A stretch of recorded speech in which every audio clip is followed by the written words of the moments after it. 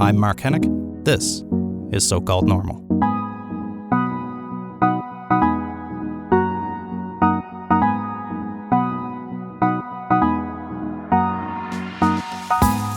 Hey folks, welcome to So-Called Normal. I'm Mark Hennick.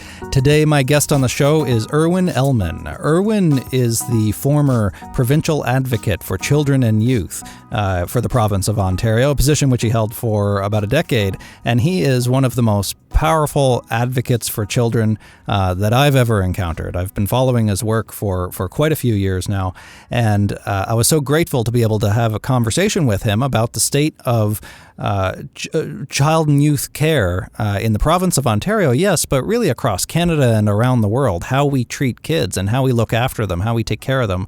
And most importantly, what shone through for me in his interview was how we honor their voice, how we amplify their voice to really change the system. And he's been such a great champion for children and youth in that respect. So without any further ado, here's my conversation with the incredible Irwin Elman on So-Called Normal. These days, I would start with I'm a parent of two young boys. I have a son that's 11 and a son that's 15. They've become the center of my thoughts since I left being the child advocate for the province. And so I think when people hear politicians, and wouldn't say I was a politician, but in a political job, when people hear politicians say they're going to retire and spend time with their family and their children, I used to be cynical about that. It's true. I can feel that. But I think it's important for people to know that I try and model what I say, and I like that saying by J.S. Wordsworth that we should all take our place in the world's work and the world's struggles. And so I continue to do that, and I continue to find routes to do that. So you were the child advocate for the province of Ontario for quite a long time, right? Yep, almost 11 years. 11 years. Yeah. So can you talk to us about that role? What was that?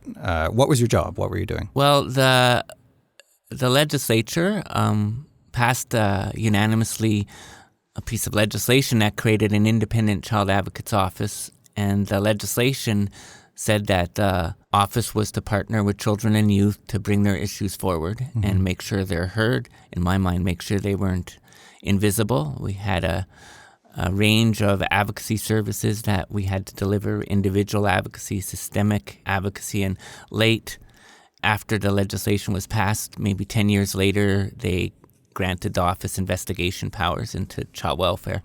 So I was the first child advocate for the province. So the legislation was passed, and they had to find an independent officer of the legislature. And I was 2007 hired as the child advocate through a all-party committee unanimously, and had to go to vote in the legislature. And the legislation said that the child advocate could have a second 5-year term, again, if the legislature thought it was warranted and supported the advocate. So after my first 5 years, they did reappoint me for another 5. That was the last term I could have. The legislation said only 2 terms for any child advocate. And my term ended in November, but in October, our government decided that, well, they weren't going to replace me. They were just going to repeal the act and get rid of the child advocate. And so I stayed on a little longer, both to say what I thought and what I thought children and young people would think about that move, and then to stay once the legislation was passed to sort of protect as best I can the rights of children moving forward and my staff. So did you do a very good job and children no longer need advocacy? Or what was the... I wish I could say we did that good a job. Right. You know what I think? I think one way of thinking about it was that we did such a good job that this government in some ways, thought, why would we be paying several $1 million to this office of the legislature to criticize what we were about to do. Right. And I'm not saying that was the only reason why the government did what they did. I can't help but think it was part of the reason.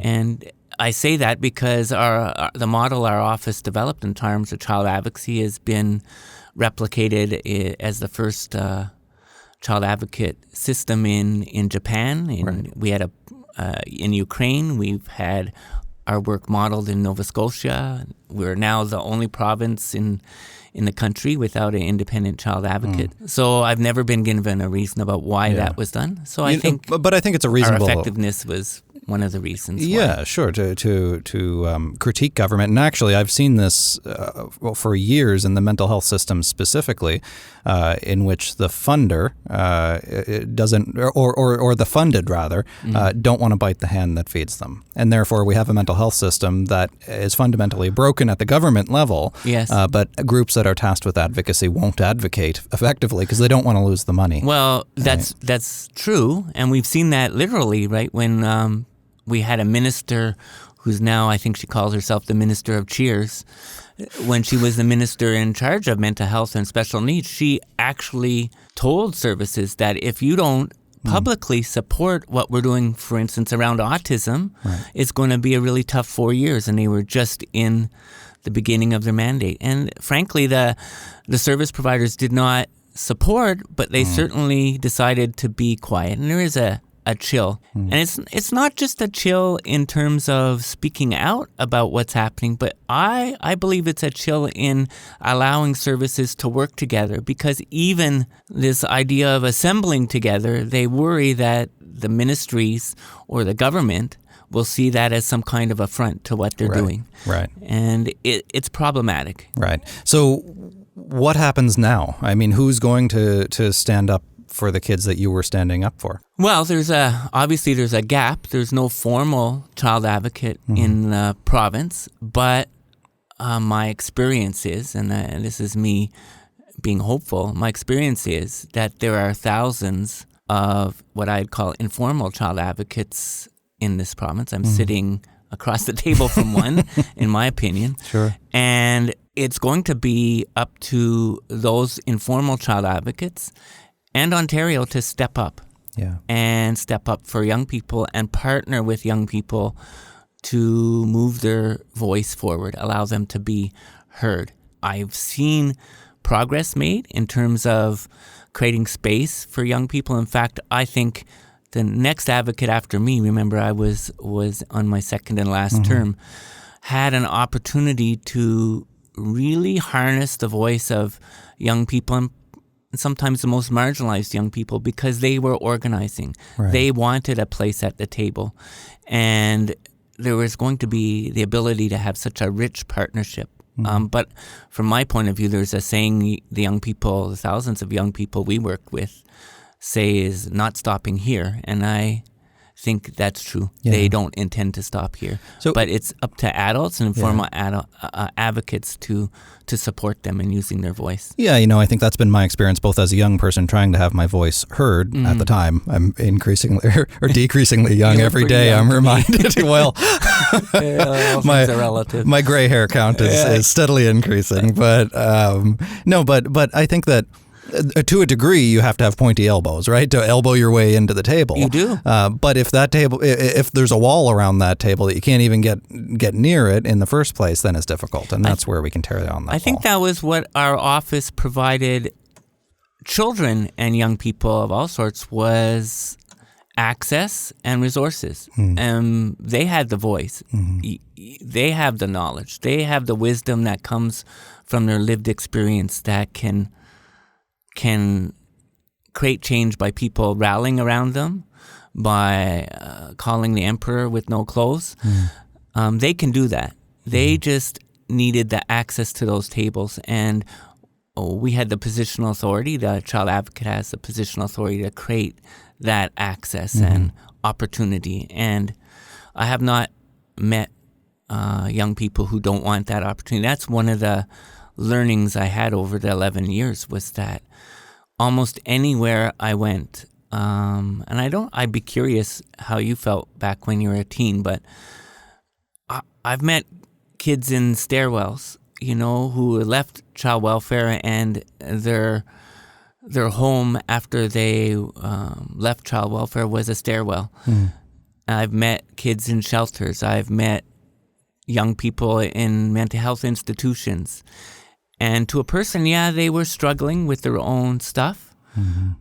But they often talked about not wanting things to be the same for those who came after them. Yeah. And they would jump on any opportunity, no matter what situation they were in, to use their lived experience to create change. And I felt, and I've seen, I used to say this to service providers, that when you provide them with that opportunity, it's not only their right, it's not only helpful to this province, what you do too, it's paying a big price that we don't even realize how much work it is to use your lived experience to create change. But it's helpful, but it's also helpful to them, because when they have a voice and when somebody is listening, it's when they, I don't mean this in a pejorative sense, but it's when they become fully recognized human beings, because they have some worth and their experience means something than just pain.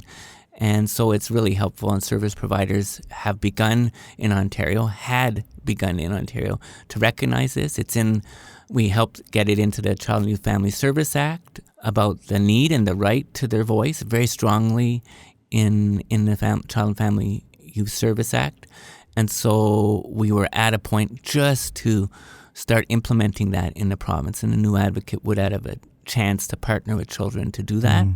But I think now it's going to be up to all those informal advocates to make sure it happens, because the law is there. Unless somebody comes along and organizes. I used to say it can't happen. They'd have to repeal the Child and Youth Family Service Act, and I hesitate saying this now just to give them an idea, because I don't think this government is particularly interested in the voice of those who are on the receiving end of the services, the most marginalized, certainly young people in the province. They've repealed legislation with a snap of a fingers. But I think there needs to be pushback, and there needs to be some organizing if that ever happened, and there still needs to be a voice of children. And when you started this interview by talking about the chill that service providers feel, is really interesting that there's really no chill when you give young people a sense of opportunity to use their voice, so they can lead us in that too. What are some of the stories from kids, from youth, that really stand out in your mind over the last 11 years of your work? Oh, there's so many. I'm thinking of, all the young people I met, whether collectively, so our mandate was young people connected to the youth justice system, young people in some way connected to children's aid society systems, young people connected to mental health, young people connected to special needs. And I have stories from each of those groups of young people. First Nations young people was in our mandate. I'm going to say the one, because I don't say it very often around disabilities and young people with disabilities, but they say the same thing.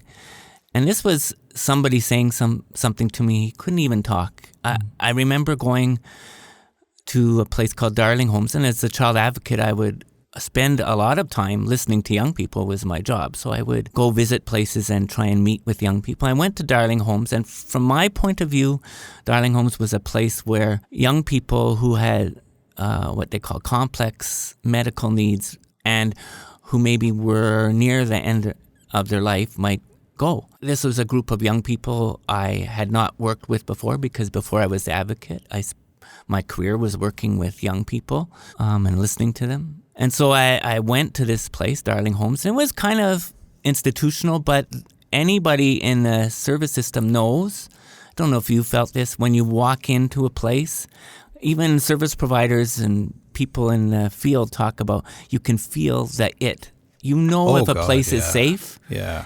When you walk into it, you go, this is it. And people have a very hard time putting their finger on what the it is. Yeah, you also know when it's unsafe. Absolutely. Right? You go, Yep. So this is institutional, but it felt like it. And the nurse who met me started taking me around, and we eventually went to a room where there was a 12-year-old boy who couldn't move, couldn't speak, uses his physical voice. She said, I assumed he was not doing well, and she talked to me about him, and I said, how do you communicate with him? And she said that, well, we communicate he can use his tongue to say yes or no. And, we certainly know when he's unhappy, and we know when he's happy with us, and he lets us know. And she said something like, we communicate in relationship. And I thought, wow, that's something I couldn't do. I didn't know how to do that. And how do we elevate the voice of those young people and partner with them? But I noticed something else, because I thought that was my big learning, yeah. And I noticed something else. There was Montreal Canadiens stuff all over his room and bed. And I'm going, I was a Montreal fan back then until they traded PK Subban, and then that was racism, and I got rid of them now. Not to mention I jumped on the Leaf bandwagon. That's a whole other story. Yeah. So he's there. I saw the Montreal Canadiens stuff, and I thought, how do you know he likes the Montreal Canadiens? And I was like that Columbo-like kind of guy, so I asked her that. She said, again, we communicate in relationship. We can tell, right? And his parents told us, and I'm going, wow. And I thought on the way home from that place, I thought, wow, me and him are Montreal Canadian fans. And all that Montreal Canadian stuff around his bed, whether you liked it or not, you're a Toronto Maple Leaf fan or not listening to this, that was his voice.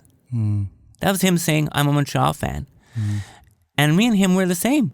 We were belonging to the same group and the same club. And he now was no longer this 12-year-old who can't talk, can't move, sitting in a bed, I thought, waiting to die. No, he's a Montreal Canadian fan. And that made him like me. And I thought, that's what young people with disabilities were telling us when they say, we want to be more than our disabilities. We do not want to be an autistic person. I don't even think you use that in the political career. A child with autism. We want to be a Montreal fan. We want to be a Starbucks barista. I've met him. We want to be a doctor. Whatever. We're not our disabilities. We want to be fully human. And he used his voice to do that, even though he couldn't speak. And every group of young people, I have a story for kids in care, a story about First Nations young people, a story about Black youth living in the midst of that gun violence. This whole sense that we want to be people, fully known, fully understood. It's human, right? It's not rocket science, and that's what young people tell me. Isn't like you don't need a PhD right, dissertation. You're telling this ridiculous story, Right, Irwin, right. as if it's some like rocket science. It's not rocket science. No.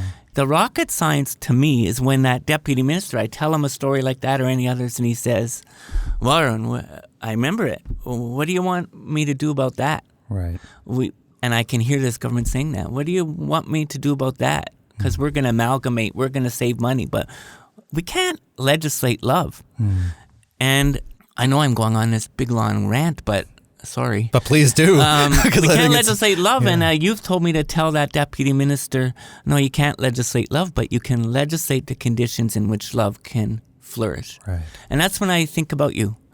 And I was asking if I could say that, because I think about the story I read when you were a teen, and you're on that bridge, and somebody came to you and held you. Yes. And there was somebody else saying, go, jump. Yeah.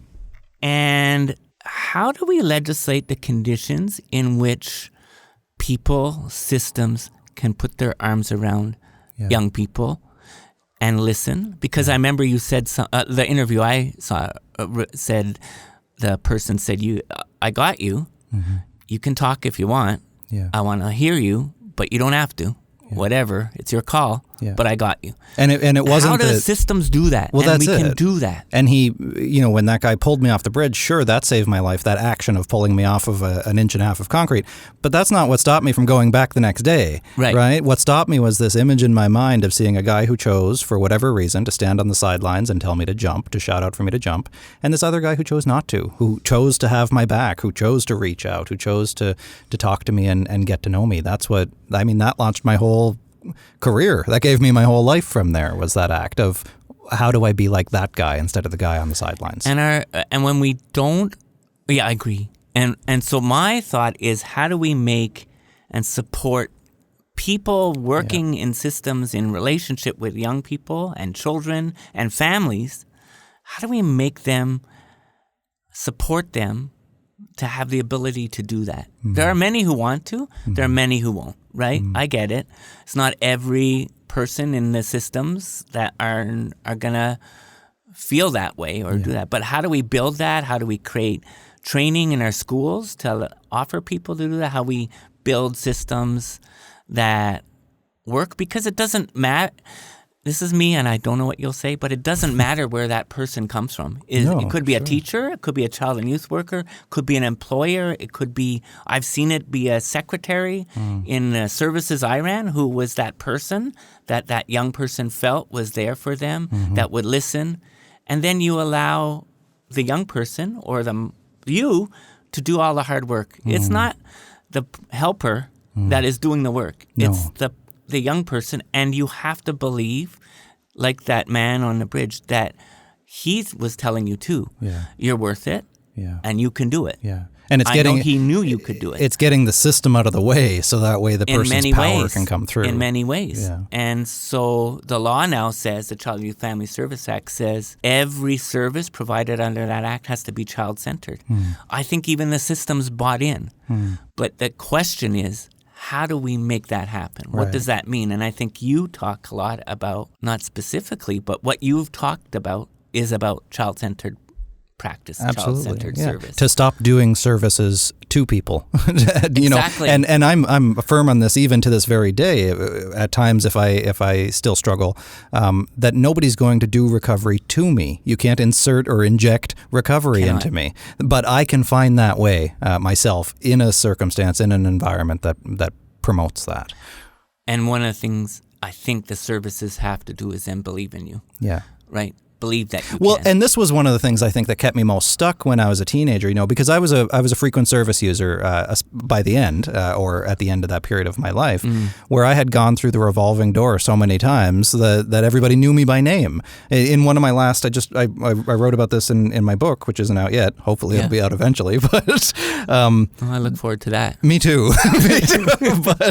But in one of the final discharge notes from that period of my teen years, it said we're not even going to close Mark's file because he's probably going to be back. So I had been written off. And I think what I'm drawing out of what you're saying is that this categorization of people, of putting them into a box according to the diagnostic criteria or wherever they are, this person with autism or this person with schizophrenia or whatever it is, that immediately blocks out all of those other possibilities. That's the wall that we're trying to break down. Yeah, right now in terms of you brought up autism, there's this big discussion about needs-based service. And to me, needs-based service isn't what the government thinks it means, which is, we have this little box of autism service and we'll parse out the money based on what they need. To me, needs-based service is every child, you start with the premise, every child, every young person should get what they need when they need it. Right. That's it. And then you figure out how to deliver that. Because it's not about what box. It's about looking at what a child needs, listening to what the child says they need, and making sure they have it in a timely way. And designing the system in such a way that it's not an adult's needs based way of meeting child's needs. If you have services that are only available from 9 to 5, Monday to Friday at a Bay Street office. That's not what they need. That's not what they need. That's why listening to children and young people, understanding them, because listening isn't always listening to their voice, but it's intuitively understanding what they need. Like and listening to behavior too. Behavior is information. If something isn't working, then why isn't it working? Going back to that young man at Darling Home, that's what the nurses said. No, you might think he doesn't talk, but certainly when we do something he doesn't like, we know about it. Make no mistake. Yeah. It reminds me a lot of, it was very influential in my own thought development, reading Henry Nouwen, and the idea that people with disabilities in particular teach us more about our own disabilities, our emotional disability, our inability to connect with others around us in that way. Yeah. And I think if we were to use the opportunities to interact with people with high need in particular as opportunities to teach us about how we can do better for them, I think that on its own would change the system, rather than seeing them as the problem. Right, and I hesitate to say I read Jean Vanier, but I think about him. I've been to L'Arche, and I think very similar, philosophy that Jean Vanier has, which is about how much we can grow as human beings by working with people with what we call quote unquote disabilities. And the other thing he talked about, which I think is true about all of us and young people for sure, is this quote that I paraphrase, which is, we think that our greatest need as human beings is to be loved, but actually our greatest need is to belong. And I've seen that over and over again from First Nations children who are ripped out of their culture and community and sent thousands of kilometers away to a group home and ripped out of their sense of belonging. And then we wonder why they lose hope. Right. I've seen it in the kids in care who move from home to home to home to home to home to home to home. That's the average, what I just did. And we wonder why at the end of the day they feel abandoned and hopeless and there's nobody there for them. That's the report, My Real Life book, what they said. Or Black young people in Toronto who are living through this guns and gangs stuff, and we say no to a community center that was supposed to be in their community. We cut equity programs, we cut after school programs, we cut breakfast programs in their communities. We consider and talk about increasing class size in order to build their resilience. That's what the minister said. And then increasing class size, and then we buy cameras so we can surveil them more. Right. Like, what do we expect in terms of hopefulness for these young people? Right. How can we figure out which policy decisions are being made actually in the interest of kids versus all this spin or feeble attempts to try to make it seem like a good idea? What's actually happening here? Well, let's talk. Right? Let me talk about that resilience thing for a sec, because I thought it was so ridiculous, right? I hope most of people listening to this would have thought, what a stupid thing to say. It was just dumb spin by the minister. Right. And then she doubled down when she was on the media again, saying, give you a second chance. And she doubled down on it, saying, no, it will. So I Googled, and if you Google it, I think her name's Betsy DeVos, which is the Secretary of Education in the States. And you can see she's talking about this. Interesting. And so, okay, do they really believe this, right? Right. Well, right. And that's my question. Do they really believe it, or... I don't know. And because people even say to me, why did they close your office? And I have to say, I don't know. And then they say, well, do you think it was the minister? Because, the minister was very supportive of me and our office in opposition, and even as she first became the minister. So maybe she didn't really do it. Maybe. And at this point, I don't know. Right. It's really impossible to tell. Well, I'll say this. People might think it's strange coming from me. There's nobody in this government, I believe, because I haven't met any politician, any service provider who wakes up in the morning and says, I want to harm kids. That's my goal today. I'm going to stick pins in babies' eyes. And sorry, that's a bad analogy, but it's the worst one I could ever think of, and it came from my philosophy. They're not waking up. But then how can they not see the harm they're doing? Because they can't see. This is my belief, right? I knew them in opposition. I knew how thirsty they were for the opportunity to govern. They kept losing election after election that they thought were theirs to win. I'm talking about this Conservative Party and the people who took over. And so I think they're blinded. They were blinded by that. Their belief is that the deficit is a huge thing to solve. They think their bread is buttered on ensuring that money isn't wasted, and who wouldn't want to waste money. But it seems to me that they built up this animosity and anger while they were in opposition. They carried that baggage into governing, and it's harmed them. It made it look like they want to harm kids. But the complete focus on finances and deficit has had them believe that the agenda for government is to not spend the public's money. Right. And that's their agenda. Sure. No other agenda. No, and I that's get that. That's a problem. But it means then that if they don't think about it, and what it means they're doing and what they want to do for people. And it's not even long term, and it means that if they're not evil, then they're stupid, because if you actually invest in kids, in youth, in upstream interventions, in community development, it saves on the long run anyway. It's better for the economy. The economic output is better. Yeah. Yeah. Misguided. I shouldn't say stupid. No, we shouldn't say that. We can think that, but I think misguided. Right. And right. the other thing... It's not even the most effective intervention, right, what they're doing. And what they need to understand, from my point of view, is that this isn't about them right now. Right. It's about the people they claim, and children are people. It's about deciding as government what you want to do. I remember First Nations young people wrote a report with us called Feathers of Hope. We supported these First Nations young people, 100 plus of them, to write a report. And young people from remote communities in very difficult situations whose voices were not and are not usually heard. They wrote a report as an amazing report. It found its way into the Truth and Reconciliation final report and into the TRC's Bentwood box, which was a huge honor at a ceremony in Edmonton. But these young people went to meet the then Conservative Minister of Indigenous Affairs federally, and they were bringing the report, and they have this meeting. It's kind of tense, and the young people are nervous meeting the minister.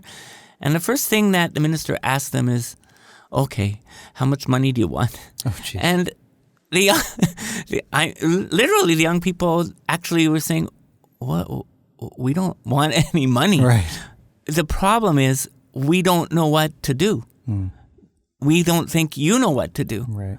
We think there's a huge problem, and we need you and decision makers and our leadership to get together with First Nations young people like us and figure out what we could do together to solve the problems in our communities. Then we can decide how we're going to do that. Yeah. And it doesn't have to be about money. Right. But we don't know what to do. And this government is not yet ready to have the brave conversation about what is it we can do together with all of our partners, with all levels of government. What do we want for children in this province?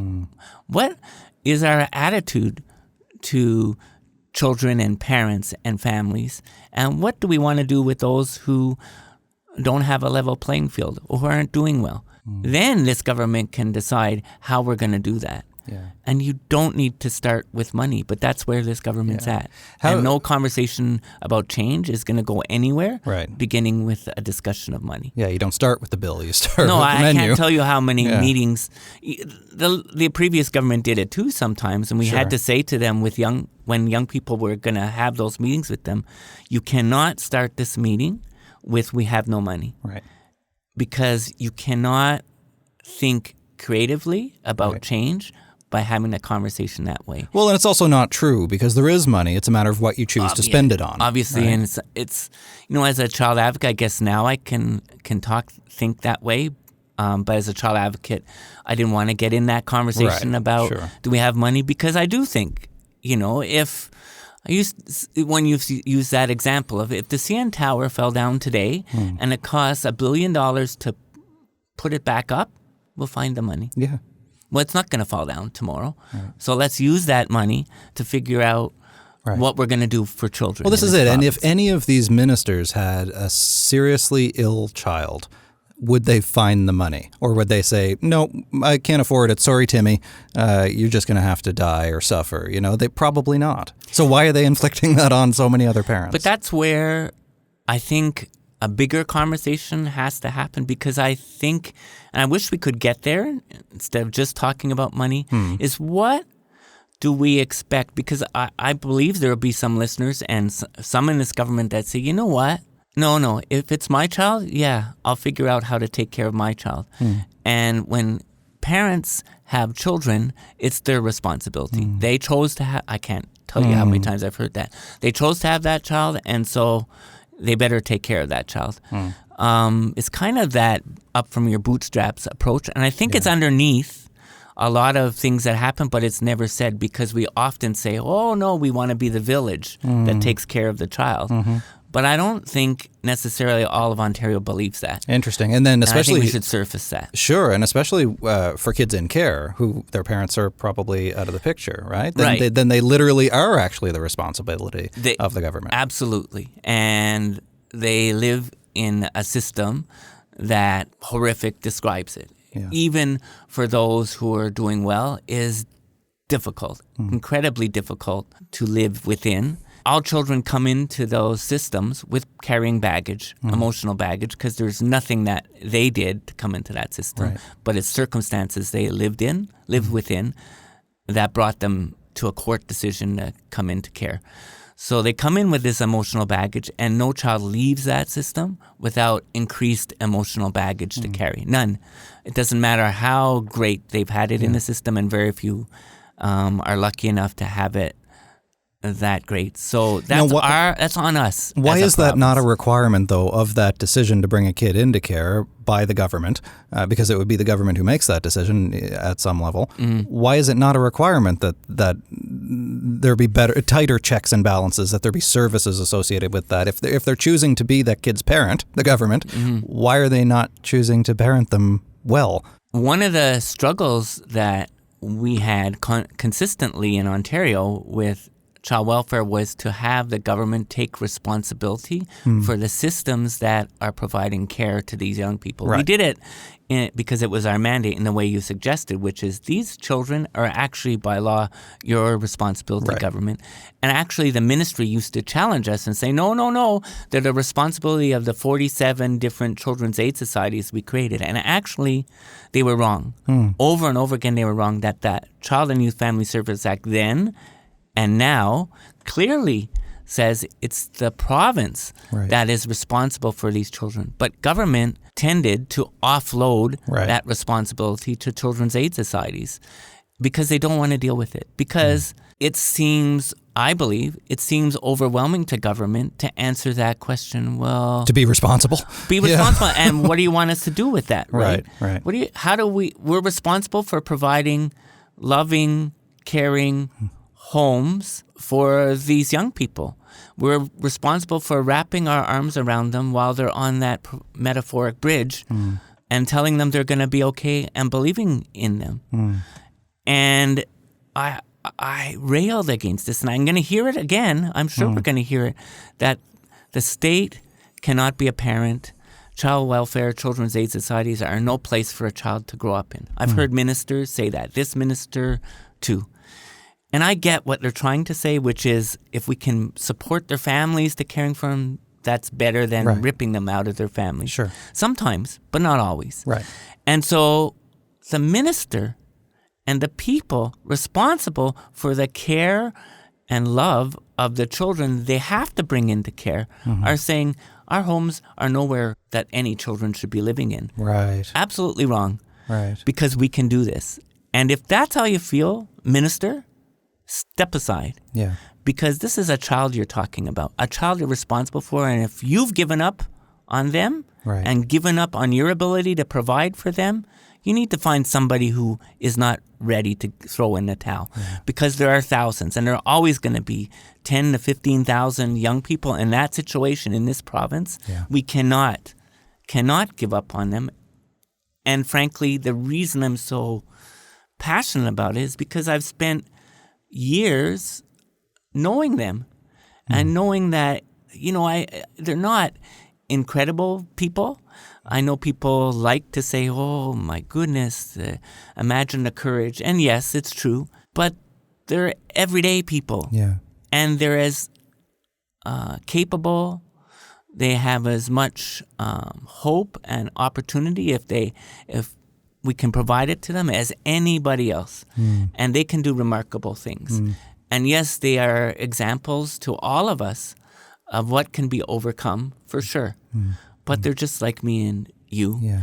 And that's where we can take, and where I take my inspiration from, because look at what they can do. That means I can do it too. Right.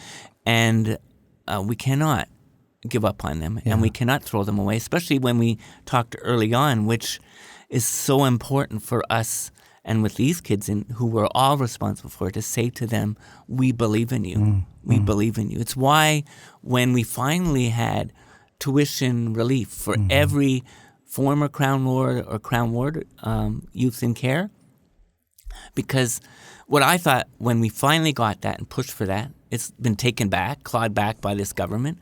But the important thing of saying, when we had that, saying to children who were brought into care is, you know what, we're giving you free tuition. You know why? Because we believe you can do it. We believe that you're going to go to university or college.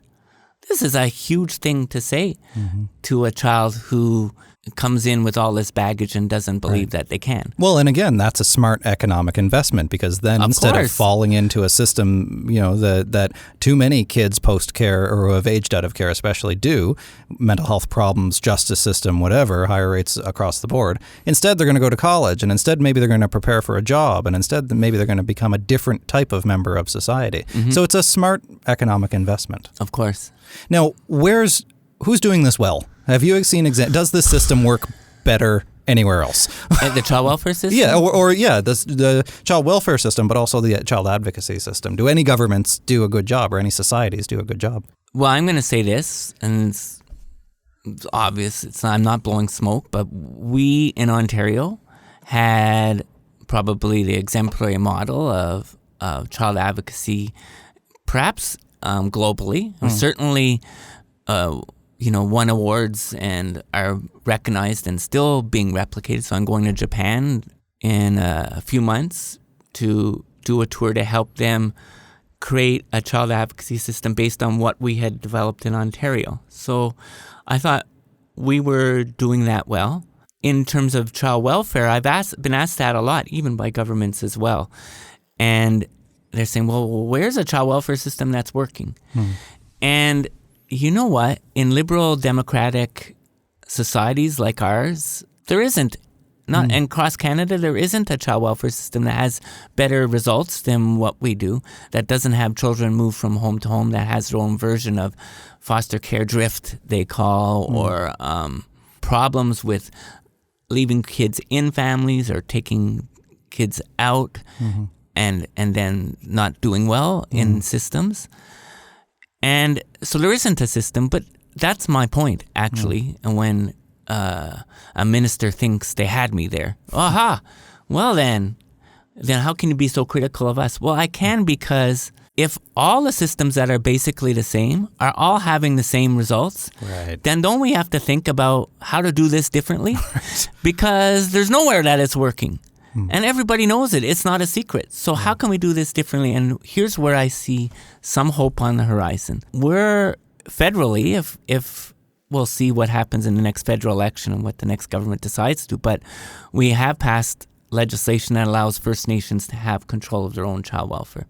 Huge setup, because it doesn't include financial resources, legally, the financial resources to do what's necessary. But what's hopeful to me, if we can support First Nations communities to use their own cultural worldview, which is a different way of seeing the world than people like me and people who live in liberal democratic societies, they have a different way of understanding the world, to understanding children in their culture. And I couldn't even begin to explain it, but I remember a chief telling me, a chief from BC telling me that when a child is born in his community, they have a ceremony where the community adopts the child. Right at birth, they have a ceremony. And it's not the parent's child, it's the community's child. And in a funny sort of way, back over history, they didn't need a child protection system because the community was actually that village, the community was responsible for the well-being of that child and that family. And so using that world view, that First Nation could create a child welfare system that actually wasn't a child protection system. And where the hope lies from me is, what would they create? And what could we replicate in our liberal democratic systems that would be completely different than what we have? It's going to be really tough for us to think of anything but a variation on a theme. Now, I know the minister recently has said even though everybody knew they had plans for child welfare and were just waiting for the shoe to drop, the minister has said, I'm going to consult with the people. I'm going to have a online consultation like we did with the sex ed curriculum. I'm going to go and meet service providers, I hope meet young people or young people from care. So I know there's going to be that consultation, but I also know because, as part of the consultation is framed as an amalgamation table. So I know some of the solution is going to be, we'll make smaller, bigger agencies. So there's not 47, there's 12 or something. And there, we've modernized child welfare. We're going to have a bigger database. There, we've modernized child welfare. I think we need a broader, kind of more restorative inquiry in how to get at what the children and families need to protect them and to support them so that kids don't need to come into care. And how do we make that happen? And this broader inquiry should be based in a restorative inquiry process out of Nova Scotia where young people and parents who might be in the system or connected to it lead it, and change happens in real time, meaning that it's not an inquiry that creates a report. It's an inquiry that identifies areas that need change quickly, and we move on it. So we were talking earlier, like it's something simple, but what's the training that is necessary for a child protection worker? Should it be a particular course, which I believe it should, in university that's called child protection, not social work? And what needs to be in that course? How do we teach it? Who can do that in the next 3 months? Move on. In real time, we can make change. What do we do about residential care? In Ontario, it's known, our reports, the coroner's reports, there is no standards of care in residence. None. I mean, there's a standard of how big a room has to be, but there's no standard of how young people should be treated, what kind of food they should eat, what kind of programming, what kind of education. None. This is ridiculous. And we've known that. And we know that. And everybody says we should. Well, get it done. So an inquiry might say, well, okay, that surfaces. Who needs to be around the table? Get that done. 2 months. We have standards of care. That's the kind of consultation process that I believe can create real change and build some kind of consensus in Ontario about what our kids can expect. Sometimes change most effectively happens from the inside. Have you ever thought about running for a provincial government? You still got some gas in you? No. One thing that I'll tell you what I'm going to do. Like, I used to talk to people. Ken Dryden, who was a minister, I knew. Because I'm old. You wouldn't know this. Maybe you do. I ran into Ken Dryden once at the airport. Yeah. I'm old, right? And so when I first met him, I thought, Ken Dryden. He was the minister probably, eh? And I thought, Ken Dryden, Montreal Canadian goalie. Remember, I'm a Montreal fan. I was like, oh my God. And he said, hey, Irwin. And I go, oh, I could not believe that when I was like a kid, that Ken Dryden, when I was an adult, would know my name, let alone I could talk to him. Yeah. And so I did that awkward thing. Should I ask for a autograph for my son, who doesn't know who Ken Dryden is? So secretly for you. Oh, Ken Dryden, he's that liberal minister. Well, my son doesn't even know that, right? Yeah. But he was a minister. The reason I knew him was I worked with young people who had left children's aid system. For 20 years I worked with them. And he had created when he was, just after he was with the Montreal Canadiens, he created a scholarship for youth leaving care. I didn't actually know how he knew about that. And nobody knew about it, but he would give scholarships out. So I knew him through that. And so I met him. I had met him a number of times. And when I was leaving, being the advocate, I said, oh, Ken, because he was saying, what are you going to do? And I'm going, I'm so tired. And I just need to rest and be with my kids. He said, nah. He said, we think oftentimes when there's a will, there's a way. But actually, Irwin, sometime when there's a way, there's a will. I think you're just out of way. You're not tired. And I thought, wow, I'm going to use that. I'm going to use it for fuel, but I'm going to tell others that when they get tired, especially when you look at climate change and what's happening in the Amazon or Donald Trump or Doug Ford, or you feel like overwhelmed and tired. And we have to find a way. so that we can find the will. And I'm interested in that. And so in the future, I think, people have asked me about politics, different parties, and I thought, one, I mansplain too much. Your listeners would be well aware. And I don't know, Woody Allen said, I don't know if I'd want to belong to a club that would have me as a member. And I wouldn't be good at party discipline. I wouldn't.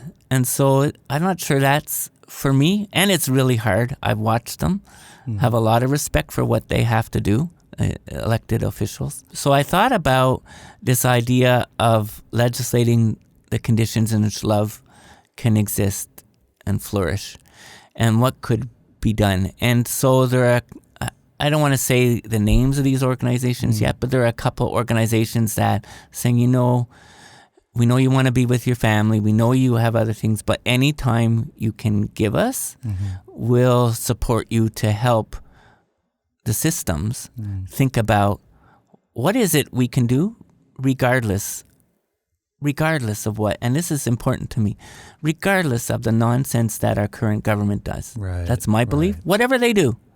That doesn't mean we can't listen to children in whatever services. Whatever they do, it doesn't mean we can't focus our attempts to serve young people on the young person themselves. And how do we create conditions in which those two things can happen? Because those are conditions in which respect and love can flourish. And that's what I think I want to focus on, is bring together the organizations, the people, the young people, the parents who want to think through practically what can we do and how do we make change regardless of what this government does. Because as I've said to young people, we're so concerned about our office closing. The decision to close our office is going to be the legacy of this government, one piece of it. But it's not the legacy of the young people or the service providers or staff of my office or young people who are in systems of care. It's not their legacy, and their legacy will last far longer than any decision of a government, because maybe this government won't get elected in 2.5 years. Maybe they will. But at some point, there'll be a new government with new decisions to make. Any decision of government, I've learned very clearly, is not permanent. But the influence that young people can have on others, the influence that man who wrapped his arms around you is lasting longer than anything Doug Ford is going to do. And so how do we build systems in the meantime that create those kind of lasting legacies for children, and invite Ontarians to, in the future, I'll invite Ontarians to think that through with me and so many other informal child advocates. Irwin Elman, it's been such a pleasure having you in. Thank you so much for the advocacy that you do, for your voice in enabling others, and young people especially, to have a voice. Well, thank you for what you do. You've given me fuel over the years and inspiration too, with your stories and thinking, and as you can tell, I've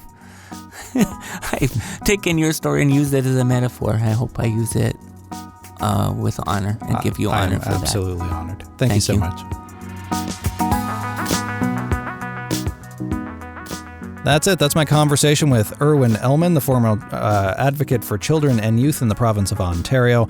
If you enjoyed that conversation, I know I sure did. He's such a powerful advocate. Check out some of our other interviews in which we talk to people, sometimes unexpectedly so, some people that maybe you've never heard of. That's the whole point of the show is exploring the diverse ways in which we all impact the mental health sector and break down stigma. And Irwin's voice in giving young people in particular a platform to share their experiences with the system, the children's aid system, the mental health system, whatever it is. That's one of the most significant ways I've ever heard of somebody really working to break down the stigma in a perhaps unexpected way. So I'm so grateful to Irwin for coming in. Check out some of the other interviews that we've with people that we've talked to over on Apple Podcasts, and subscribe to So-Called Normal.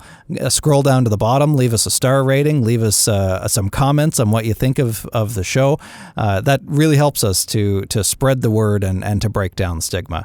We're not only on Apple Podcasts, though, so if you don't have an iPhone or if you don't go on Apple Podcasts, you can head over to Stitcher, Spotify, iHeartRadio. We upload the audio and the video for them on YouTube now as well. You can get all of those links either by Googling So-Called Normal with me, Mark Hennick, or by following me on social media. At Mark Hennick, that's at MarkHennick on Twitter, Facebook, Instagram, LinkedIn, whatever else. I'm everywhere, so go follow me and you'll get updates on the show, which we do weekly. We release new episodes every single Monday, and we've got lots more to come. So stay tuned. It's been a pleasure to talk with you. I hope you enjoyed the conversation, and we'll talk to you next time on So-Called Normal.